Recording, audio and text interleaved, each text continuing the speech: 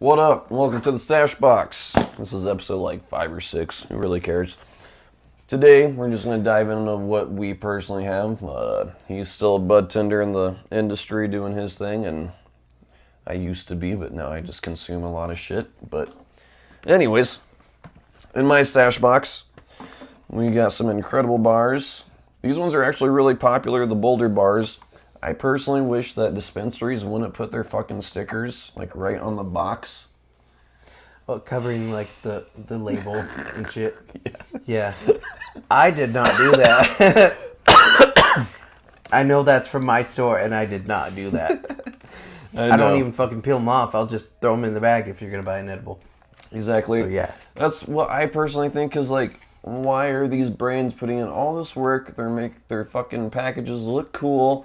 And you got all these hipsters, millennials that like to do the Instagram like pictures of their shit. So this shit drives me crazy. When I was in the industry at Starbuds, I would make sure I put it on like a spot where it didn't matter at all. Like I would make sure this shit you could see, the THC, the sugar, because that is important for diabetics and other people trying to be, on diets.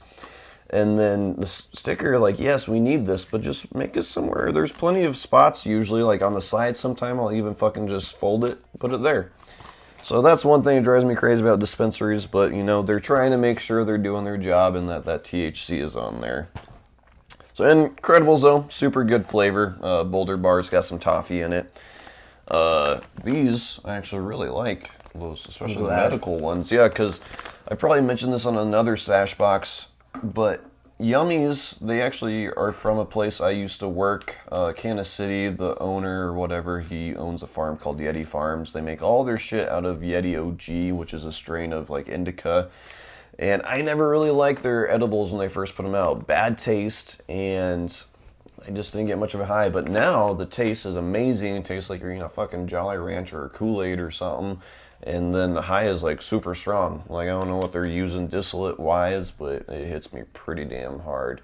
So, and you don't really taste much of the hashy taste. Yeah, right? For these being medical, 100 milligrams. Yeah, you really don't. I don't think, at least, for how much THC is in it.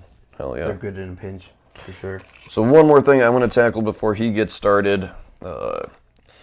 And I'm like iffy on it sometimes. The CBN, this is an Incredibles bar. Again, they put the fucking sticker there, so I can't show you the thing. But Incredibles, they do have a CBN bar that has 20 milligrams of CBN, 100 milligrams of THC. But CBN, for most people, helps them wonderfully with sleep. Gets you in a deep sleep, makes you rest. For me, it's opposite. I took 20 milligrams of this yesterday. Right before bed, I was up fucking tossing and turning for 4 hours until I finally had to get up and smoke myself to sleep, because CBN just wires me awake. It seems like it does that like 1 out of 20 people. It has that effect. Otherwise, everyone else gets really good sleep off of the cannabinoid CBN. So I don't really like this. So I might, trade you. It just kind of mixes with you in the way you don't expect. Yeah. It's almost like how some people say that like Sativa makes them mellow out. Yep. If they have ADHD, the Indica actually makes them more, I guess, what they want to feel. Absolutely. That's how my old lady is. She actually has like panic attacks off of Indica, which is weird because Indica is supposed to calm you down and shit. So, yeah, opposite effects. So CBN is that way with me, though. So, anyways. That was all you had to share? For edibles for now, yeah. And we'll get into some facts later. So I got these new ones by Taste Buds. The strain-specific gummies. And these ones, I guess they're blue raspberry flavored, but they're strain-specific. They're mimosa, which is a sativa, and it's rosin, which I feel like the rosin gummies hit differently. Yeah. Like, wouldn't you agree? Yeah. Like, it's a different high. Excuse me. Cleaner, too. Yeah, different high and cleaner, because rosin's usually always hand pressed or, just pressed in general, where they don't use any solvent, solventless. And so I think they're just a better high and heavier for the most part, yeah. And so they're pretty cool. I like the Taste Buds brand. I love the packaging. I mean, yeah, I give my mom these like hard shell packaging, and she likes to store them for shit.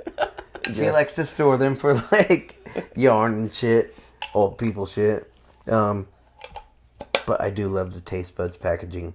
Ever since they went to like The tin cans. Yeah, I tin like cans them a lot too compared to over their the old plastic. ones. Yeah. Because those plastic ones, man, you didn't dig your finger in there because you would try to get them out and they would stick to the sides of the Yes. fucking plastic. These are nice. They come in a little bag and shit. You just open them up.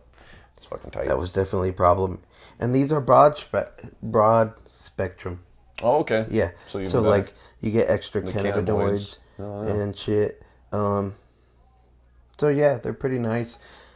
We also had one in the store. I don't have it right now, but it was like it had some CBD, CBC, CBG, THCV, Damn. all a bunch of different cannabinoids in it. Oh, So nice. they're starting to explore like the Especially full spectrum of the CBC. plant. Yeah. So it's pretty nice to see. That's a new one. Also, I wanted to show this. This was from one of the stores in, I guess, Los Animas, Colorado. I don't know which dispensary, but it's like a cough syrup. Like Promethazine. it's that pretty lean. thick. Yeah, it's pretty thick, and you're most likely supposed to mix it with some shit. But if you drink it straight, it does fuck you up. Oh, yeah. It's an activated distillate syrup. So basically, if you want quick relief, just take a little bit of this and it'll kick in really fast. They have different flavors. This one's watermelon. But yeah, I kind of stay away from this myself because it's a little dangerous. Oh, yeah. I tried it, and then I wanted to show these too. So, I have these White Moose. White Moose is the brand. Live resin BHO capsules. So, instead of having a capsule with activated distillate in the capsule, you have live resin. So it's going to hit you a little different. It's going to have more of the terpenes, more of like different cannabinoids. Oh, okay. I think so too. And honestly, this was a more manageable high. And they're 100 milligrams per capsule, so they're pretty dangerous. Oh, Like 100 milligrams is a pretty hefty dose. But these kick in so fast, and they feel really smooth.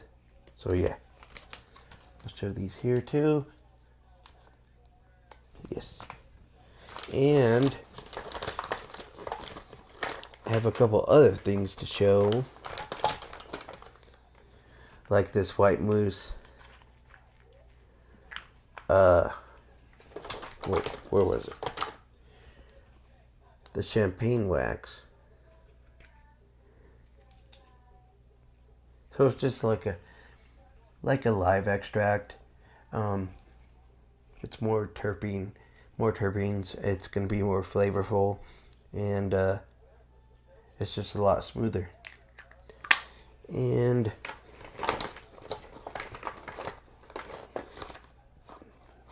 I do also have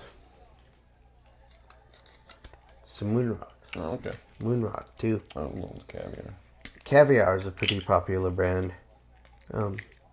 Me and Kane are pretty familiar with this brand.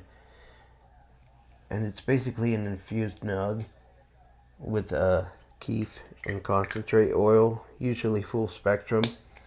But it's a very nice, I guess, like clean way to get high. Yeah, In for a way, sure. the moon rocks are pretty close to like hash.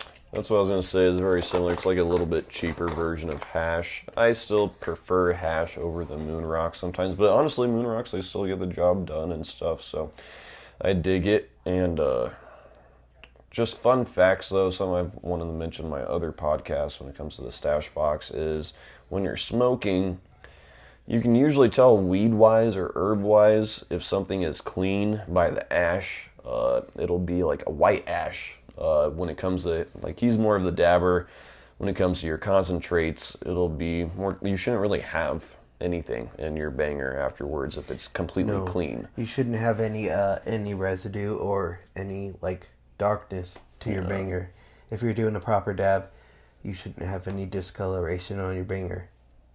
Yep. So weed-wise, yeah, the whiter the ash, the cleaner your bud is, and the better for you it is. If it's black, if you're literally burning all the way through cash and it's black, that means they didn't flush it properly or just was very clean weed, like lots of bugs, maybe some.